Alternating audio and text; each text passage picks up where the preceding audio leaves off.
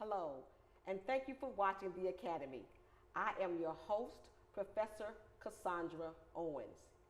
Here is where we discuss issues that can make or break an academic setting. My guest this evening is Mrs. Helen Owens. She is a graduate of Lane College, an educator by profession, and she has served in many capacities on college campuses. Welcome, Mrs. Owens. Thank you so much. Thank you so much for being here at the Academy. You can start by telling us about yourself, your experiences here at Lane College, and why you chose Lane College. I am a native of Madison County. I tell everybody Jackson, but I really grew up out in the country, out in Madison County. My parents were sharecroppers and we were very poor, and I knew that I did not want to live that life for the rest of my life, so I began to look for ways and means to do it differently, and college became that piece for me. And at the time, Lane College was the best for me because it was close to home, allowed me to live on the campus, but I was close to home, and it was a good fit for me. Tell me, Mrs. Owens, do you remember any traditions or experiences that made your stay here at Lane exciting or enjoyable? I do, and I think about them often. I think about the fact that we had a curfew, and curfew was 10 o'clock on weekdays, and on weekends we could stay out until 11, and we were really having a good time when we could stay out until 10 and 11. Yes. I also remember that just as you do, we had chapel every Wednesday, and in those days students were more involved in the chapel setting. We spoke, we were often the speakers, and we presided, and there were things that we did with chapel.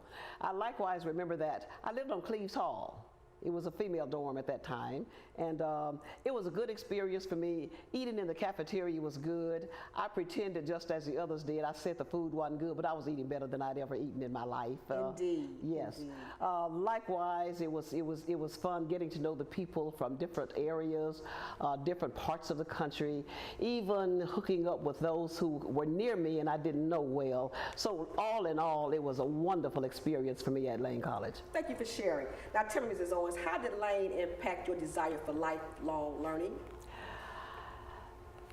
Coming from the setting in which I did, a rural high school in Madison County, and I often say that the schools were segregated then, and I never had a new book in my hand while I was in the Madison County schools. So coming to Lane College and being exposed to classes that I had not had before, courses, the chemistry courses where I had a real book and a real lab, and there were just things that I had not been exposed to, that Lane College exposed me to, that made me want to continue learning. And even today, I often, when I'm going through new things, I think Lane College taught me how to do this. Now, you said when you were there, when you purchased your own textbooks even then? You did have to purchase your own textbooks unless you were good enough in something to get a book voucher. And my need always made me be able to get a book voucher. So you were able to get new books when you came to Lane College? I did. Remember that? And they were some kind of new. With your name in them. Yes. Mrs. Owens, tell me a little bit about your favorite course and your favorite instructor. Do you remember your favorite course or instructor? I do. And what made them special? My favorite instructor was Mrs. Lavera Seats Avant. I remember her. Mrs. Avant was my education teacher, and Mrs. Avant taught from the textbook, which was so valuable because we learned the theories and the concepts and how to solve problems and all of that in dealing with her. But she gave us so many life lessons that meant so much to me. And I guess my second favorite was Mrs. S.M.A. Perry, who was also an education professor. And that's interesting because I did not come to Lane College to be an education, I was not an education major. What was your major when you came to Lane? My major was sociology. And what had you plan to do with that? I was going to be a social worker. Wow. And I cannot imagine where I thought I was going to be a social worker in those days. Who was going to hire me, a black girl, to be a social worker in those days? And it just worked out for me. I know now that even though I was a social worker, those classes that I took taught me how to deal with many of the problems that I had in class. So what turned the tide for you? What made you to change from sociology to education? Those of you who will remember Mrs. S.M.A. Perry, she was very nasal. And she told me one day in the hall, she said, "Miss Johnson, are you certifying to teach?" And I said, "No, ma'am, I ain't gonna never teach no school." And she said, "Get your certificate. It is better to have it and not need it than to need it and not have it.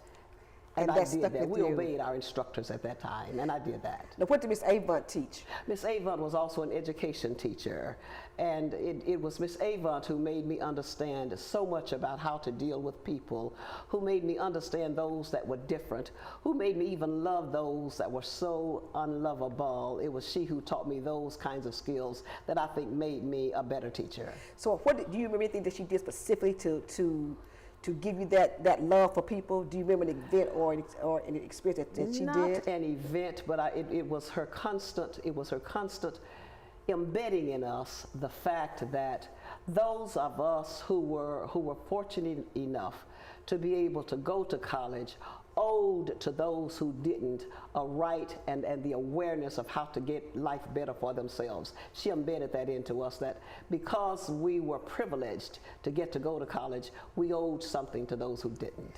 That's interesting that she could do that with kind of indirectly. Yes. That's what I'm hearing you say, Yes. kind of indirectly. She did that for Yes. you. Yes. Now, was it a requirement that all students take education courses?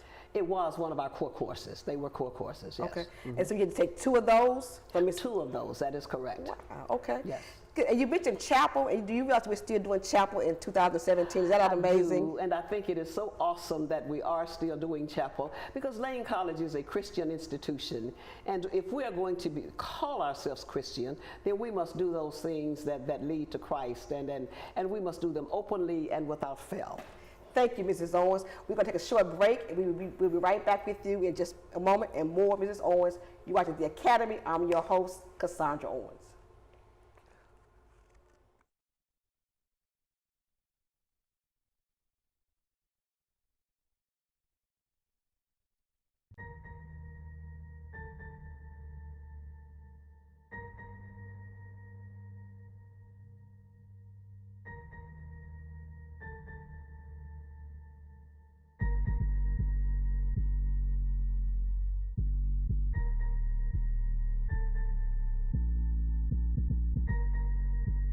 Lights, camera, action. The mass communication department needs help. All students are welcome to help out with the production of the Coach Burrows show every Monday. Any help would be appreciated.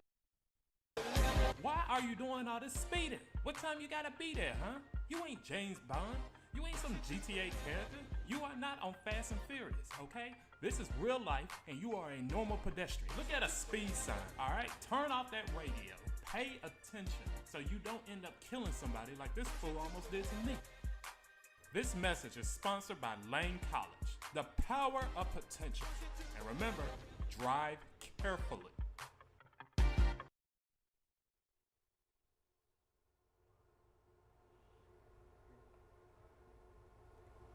Welcome back. You're watching The Academy with Professor Casandra Owens, your host. My guest this evening is Mrs. Helen J. Owens. Mrs. Owens, welcome again to The Academy. Thank you so much. I appreciate you being here. Tell me, Mrs. Owens, what do you think is the most challenging part for educators today? In my opinion, the classrooms are so diversified, and that diversity goes beyond race and ethnicity. That diversity goes to discipline children or disciplined so very differently today than they were in my day and even in your day, for example. That discipline, that diversity also relates itself to the courses. The students today use cell phones. They are so technologically literate. They're kind of tied to these things and want to use them all of the time in the classroom. Those are some issues that teachers are confronted with today that I was not confronted with. I tell this story to my students all the time. My mother would beat me every Friday. We had spelling tests every Friday, and every Friday I would fail. And every Friday I would get a beating, and I still can't spell. And so sometimes, beating your children works, and sometimes it doesn't. So the discipline piece is just an interesting piece. It is an interesting piece, and you say beat like I flogged you with a chain or something, and it's all good. Whatever happened, happened. And that is correct. The discipline piece is an interesting piece in schools today. As you said, I am one who believes in corporal punishment. I believe that there are consequences. If you do not wish to have the results, the consequences done, don't do what leads to that consequence. That behavior. Don't do the behavior that leads to the consequence if you don't want that consequence. And those consequences ought to be made clear. Just as in the penal institutions, it goes to the death penalty. Yes. So in the public schools, corporal punishment is the death penalty. And I think for some things, the death penalty is where we need to go again. However, that doesn't work for all students. I recognize that. I took some psychology courses and I took, a number of those things. So I understand those pieces. But I think the fear that I have is that if we don't discipline today's children, what I say often is, and what I said about my own, if I don't whip them, the police will. Well, that may be true. That may be some validity to that question. So what do you think that educators should impart to their students today? For me, self-confidence is an important piece for today's young people. I see so many young people who have so much to offer, who don't realize how much is in their bag. They don't realize their potential. Oh, I and agree. If you don't realize your potential, you don't develop your potential. So the development of that self-confidence, the ability to know who I am, and to walk in myself and walk in my shoes, and to be able to walk into a classroom knowing that I'm all right. That piece is so important to me. And so where do you think they get that piece? Does that start at the home, or does it start at the school? Both places have to be involved. You will find large numbers of students who come to school without that feeling. They have not been given that feeling at home. And in my opinion, as a principal, it was important to me that my teachers put forth particular effort to ensure that those students who come without that feeling of being a successful student, of I can do this, of yes I can, of I know who I am and I'm pleased with who I am, those pieces had to be given to those students, in my opinion. And I was very lucky. I worked in schools where we had, for example, I worked at a magnet school that was a performing arts magnet school. Here in Jackson? Here in Jackson Middle School. Mr. Willie Jones started that magnet program.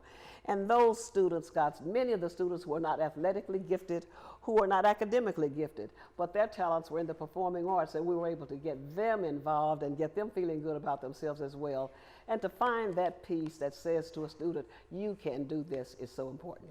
Was that a big thing for you, that you made sure that your students had that piece? Absolutely. Every student had to be involved in something. Miss Lanier was one of the best dance teachers for public schools I've ever seen, and I give her a lot of credit for much of the positive impact of my school on its students, because she was the dance teacher and she did it well. Now tell me, you mentioned that you were a principal, so tell me a little bit more about your background and some of the positions that you've held over the years. Started out as a public school teacher, enjoyed it, loved it. Started out in 5th grade and stayed in 5th and 6th grades for all of my teaching career. It was my pleasure then to become a principal, moved into higher education, both at Lane College and Fayetteville State University in North Carolina. And it has just been a wonderful career in education for me. Working with young people is certainly a piece that has been valuable to me, because you can see the results of your labor. Oh, absolutely. Yes. That's one of my favorite parts too, which is seeing when the students' lights come on, when you see that you have imparted some things and they just glow. That is a feeling that's priceless. Absolutely. It is priceless. Yes, yes. Tell me, Ms. Owens, what has teaching taught you about yourself? I did not know that I was short-patienced, and I am. That's an old term. Okay. We don't use that term anymore. Okay. I did not realize that I was short on patience. Okay. Is that better? That's much better. And I am. I want them to get it, and I want them to get it quickly. It took me a while to learn that everybody's clock does not move at the same pace. And so it also took me a while to learn that everybody doesn't get it with the same way I taught it. Yes. And I can remember, I hate to admit this, I can remember when, as a math teacher, if they didn't work the problem like I said work it, I took off from it. Wasn't that awful? Awful. It was. Evil. But I didn't know any better. I didn't know any Yes, better. yes. But I learned, that's another piece that I learned from myself, that I don't know everything and that I'm not always right. And that if he can take a shortcut, or if he knows a better way to get to it, or she, it's all right. But that was a piece I had to learn. So you had to learn to work with people where they were. Absolutely. And to make your classroom a place where wherever they were at the time, they could find their growth and their development in that safe place, that safe environment. And that was not easy for me. I thought I could lay it out, and when I figured it out and I could lay it out, and this is the way I want it, I thought that was the way it should be. But now everybody's diverse. Absolutely. You watching The Academy with Casandra Owens. We'll be right back.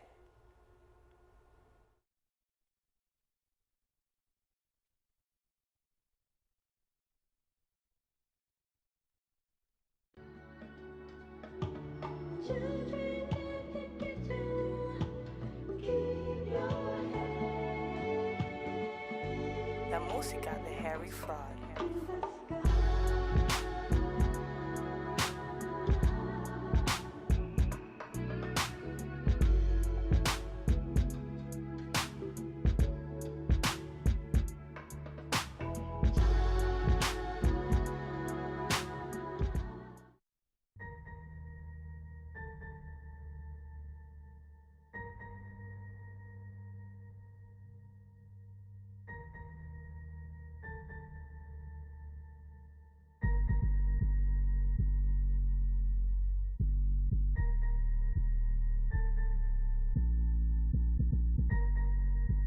Lights, camera, action. The mass communication department needs help. All students are welcome to help out with the production of the Coach Burrows show every Monday. Any help would be appreciated.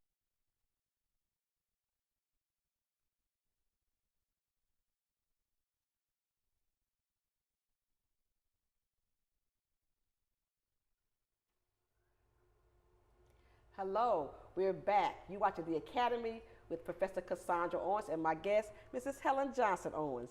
Mrs. Owens, tell me about your social life here at Lane. Well, I guess I shall start by saying that I had very clear goals when I came to college. And my goals were to get a husband and to get an education in that order. In that order? In that order. And were you successful? And I was successful. I had a good time at Lane College. I can count those years as probably the best years of my life because I enjoyed all aspects of it. And I did meet and marry my husband here at Lane College, Robert Owens, who was from Trenton, New Jersey, who actually came here from New York. He's an organist. Yes. And I walked in. And he picked you? I picked him. He didn't know he was being picked. He didn't know he was being picked. Like most men, right? Right. And that was some 50 plus years ago, and we're still together, and we have 4 lovely children, and I think 5 or 6 grandchildren, and even a great granddaughter. So it's been a good ride. And do you still like him? I still like him. I still love him, and I still like him. He has been so good for me because one of the things that I liked about him was that he was cool, he was calm, and I'm not that way. I'm kind of, aggressive. That's one of the ways you could say it. But he was cool and calm, and he has been so good for me in that way, and I appreciate him so much. Let me say that. Great. I'm glad you met your husband here. Now, I also heard that you were the 20th International Grand Ambassadors of Sigma Gamma Rho Sorority. Can you imagine coming from your background and raising to that level of achievement? What has that been like for you? Well, I can also say that Lane College prepared me for that. I can remember pledging Alpha Gamma chapter, and it was pledging then. It is not pledging, I know. Yes, but it's what I did. I pledged. Okay. When I pledged Alpha Gamma chapter here at Lane College, the advisors taught me so many things about parliamentary procedures, about how you carry yourself, about what to expect from others, about how to be a leader. They taught me so much of that I had a solid foundation upon which to build. Upon graduation, I joined the New Sigma chapter, which is here in Jackson, and continue to grow and learn aspects of the organization as well as leadership and how to get along with people and how to get the best out of people.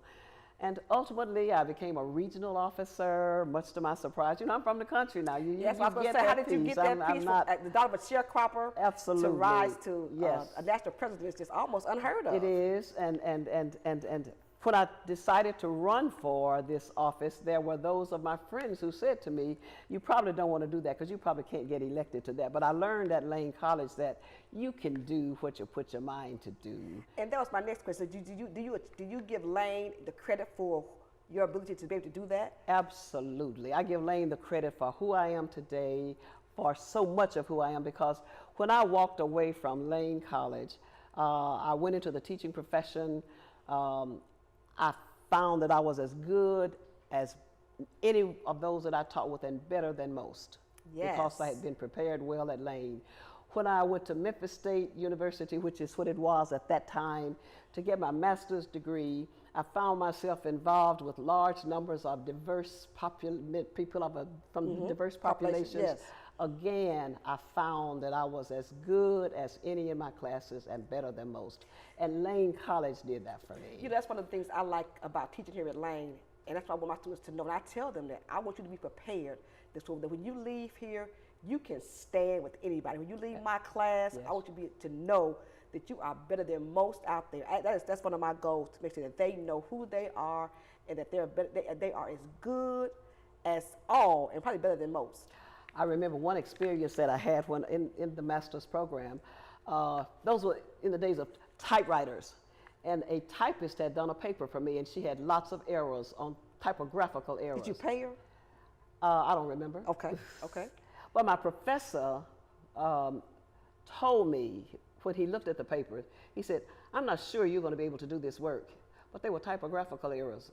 But he, and I said to myself, when you get my next one, I bet you'll know that I am. Yes, absolutely. And I got an A from the class. He Yes. came to respect me. But immediately, he felt that I couldn't do the work because of your background. because of my background, yes. But Lane had made you clear that you could do this and you were going to do this. And not only did it make me clear that I could do this, but I could present myself in such a way without any arguing, without Yes. being confrontational. Yes. Just let me show you what I can do. And that piece is still in me. Just give me a chance and I'll show you what I can do. And that piece has served me well. Ms. Owens, what do you want your legacy to be? When you leave this earth, what do you want people to say about you? I want them to say that I tried to help the next generation to find themselves. Because if the next generation finds themselves well and the next generation finds themselves well, then we continue to grow and who we are, and we expand the horizons for all of us. But if we lose generation after generation, then we all lose. So I hope that I'll be remembered as one who tried to help those who are coming after me to be the best that they could be. And you think you have done that? Have you done that well? I've tried. And if I would answer your question truthfully, I'll say I do think that I have. It has been my joy and my pleasure to work with young people and to try to find the best that is within them to bring out so that they be recognized and become the best persons that they can be. Do you have a favorite student that you think you did that with? Out of all your years, I don't hear it Lane, but maybe Yes. someone at Jackson Middle or... Well, I remember Damian Talley, who's here in Jackson, who was at Jackson Middle. And Damian was shy, and I think he's still shy, but he was so smart. But he did not know he was smart. And Damian Talley is still in the education process. And he wrote a poem to me not long ago, and I saw him, and he handed it to me. And I didn't read it until I got home. And you know I'm tough, so I don't cry much. But as I read it, I kind of teared up just a little bit because it was something he did not have to do. So he is standing out in my mind at this point. What about one of your sorority sisters that you've impacted? I'd like to think that Shante Canty is one. I'd like to think that Cheryl Black Durham is one, and there are a number of others, but I hope that, and if I have touched the lives of these young people, then my living has not been in vain. Thank you, Ms. Owens. It has been a pleasure to have you on our show. You watching the Academy. A special thank you to my guest, Mrs. Owens, and to you, the audience. I am Casandra Owens, your host, and as I leave you here today, I leave you with these words. I wish you enough faith to move mountains, enough courage to walk on water, the love of God, the love of yourself, and the love for your neighbor. Thank you so much for watching, and we'll see you real soon.